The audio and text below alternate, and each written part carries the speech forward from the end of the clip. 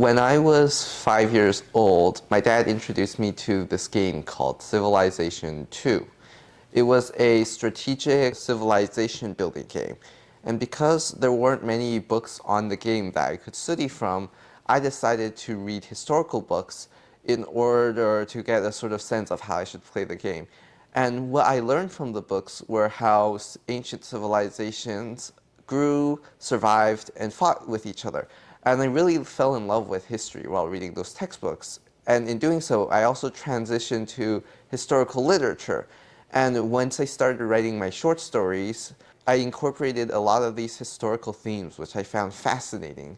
And this sort of really kick-started my love for both reading and writing.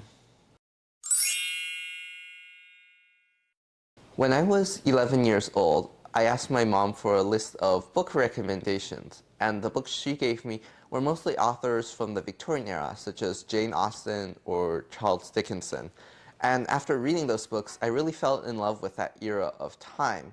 And when I started writing my short stories, I would include a lot of historical themes that I had read up about from those authors. Last year, when I decided to reach my dream of writing my novel, I also included a lot of historical themes from those periods of time.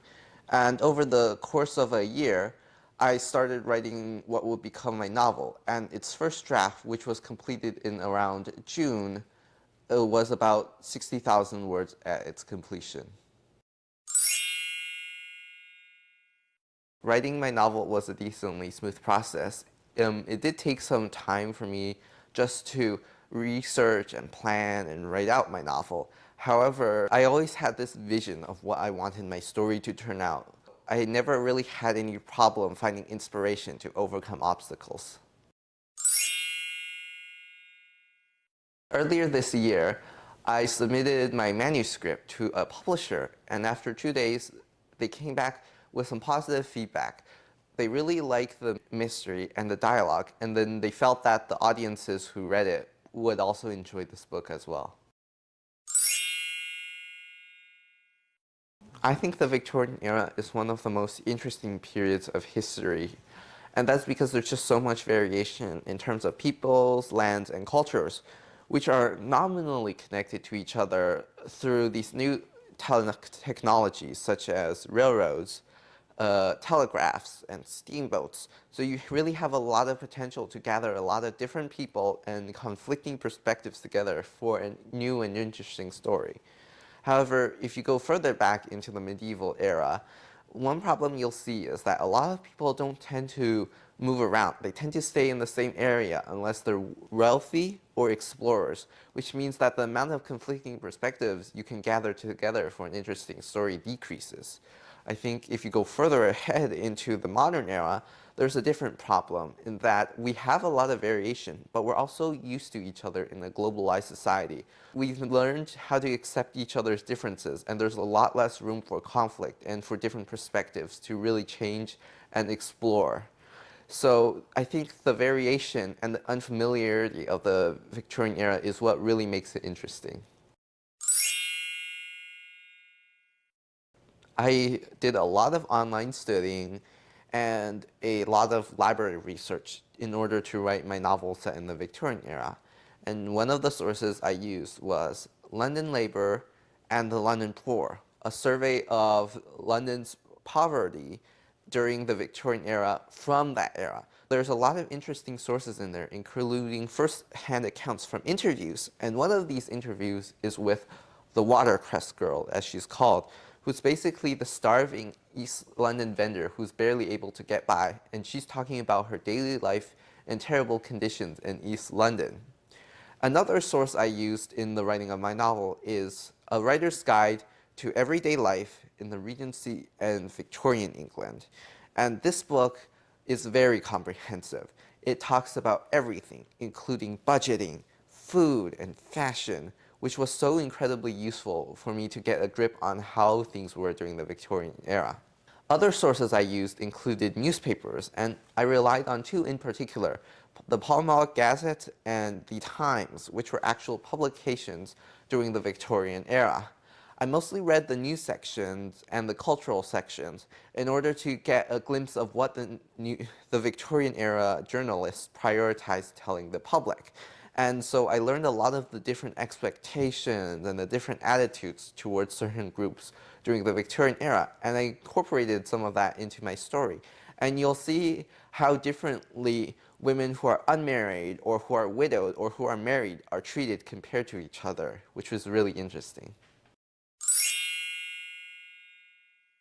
I wrote my murder mystery novels to be more like Agatha Christie's murder mystery novels, with a focus on psychology as an element behind my motivations and my reasonings.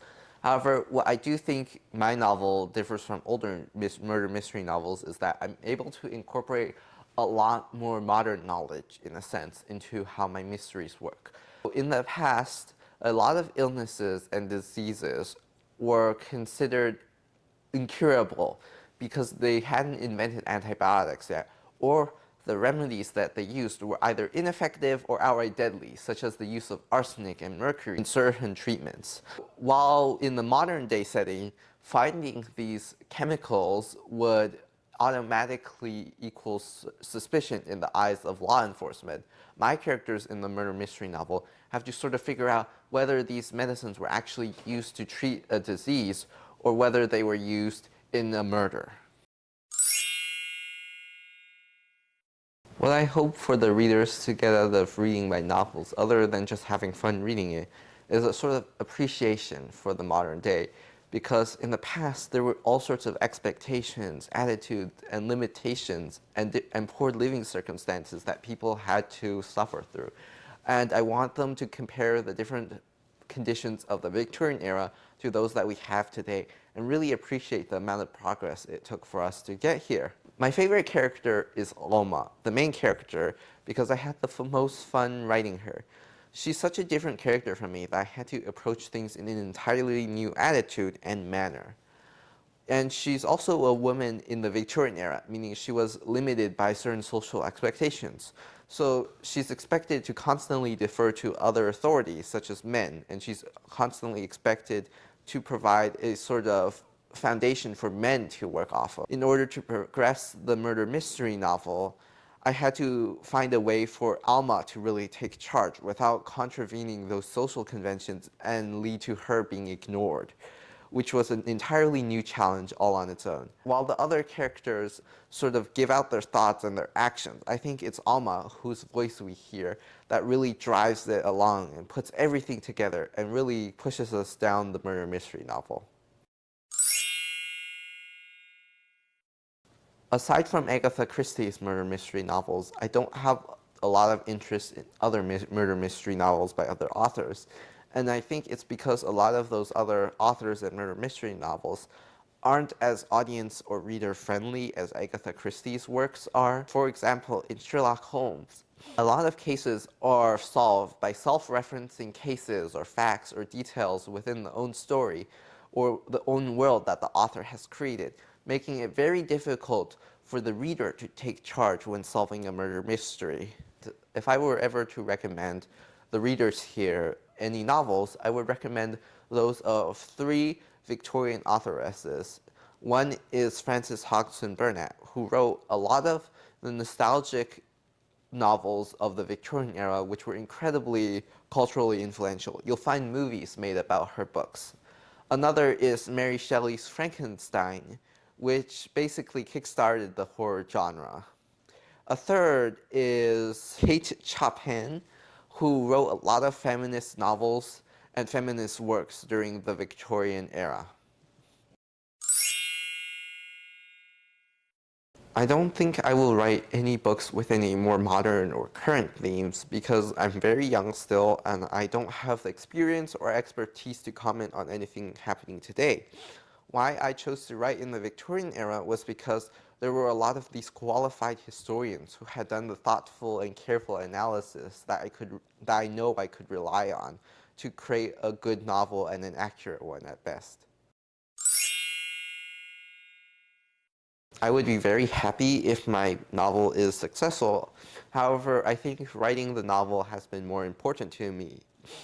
I think a lot of authors, when they write novels, they're writing to develop their own passion for literature and not because they want to prove to others anything.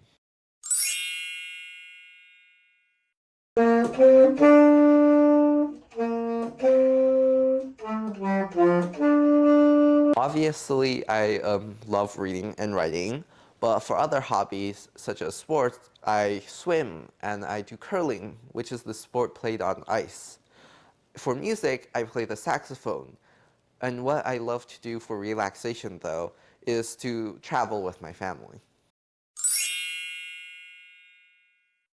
I think the joy of writing is in sharing it with others. If you take reading, for example, it can be a very personal thing. You're just sitting there with your own thoughts and exploring who you are and how the work has affected you.